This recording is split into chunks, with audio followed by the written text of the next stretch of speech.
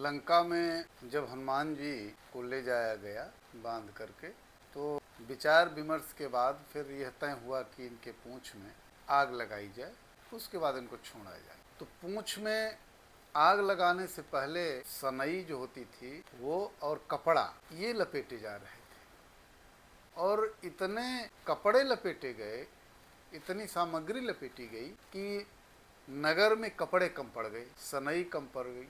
राक्षसियों के जो वस्त्र थे वो भी मंगाए गए, मंदोदरी के वस्त्र मंगाए गए, यानी जितने लोग थे लगभग लगभग सबके वस्त्र मंगाए गए और उसमें लपेटे गए। उसके बाद भी हनुमान जी की पूंछ के लिए कपड़ा कम पड़ गया, सनई कम पड़ गई। तो अंत में अच्छा ये पूंछ जो है ये बढ़ाए जा रहे थे, और लंका के जो वासी थे, जो राक्षस थे, वो सब उनकी पूंछ में कपड़े लपेटते जा रहे थे।